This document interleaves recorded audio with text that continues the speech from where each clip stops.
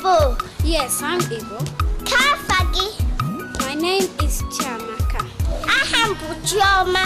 Kebibi? Well, actually, I'm just here for Easter with my parents and my brother.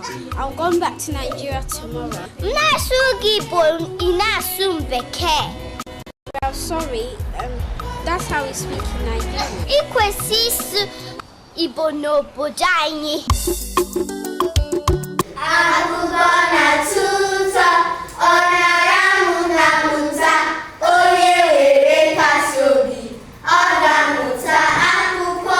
Ma ọ bụrụ na nne gị na nna gị nwere ego, ma ọ bụrụ na nne gị na nna gị nwere ego.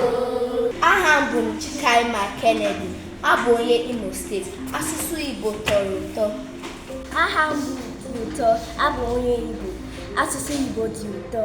Abụ Kamsi, abụ m Igbo. Asụsụ Igbo dị ụtọ. Aha m bụ Kela, abụ onye Kaduna. Asụsụ Igbo dị ụtọ.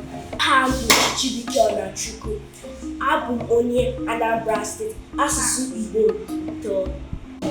Aha m bụ Chizitara Kolede, abụ m onye Igbo. Asụsụ Igbo dị ụtọ. Aha m bụ Ezikechi Kamso, abụ m onye Enugu steeti. Asụsụ Igbo tọrọ ụtọ. Aha m bụ Nnadi Ibenna, abụ m onye Igbo. Asụsụ Igbo dị ụtọ. Aha m bụ Okudilimu na Chibuso, abụ onye Enugu steeti. Asụsụ Igbo tọrọ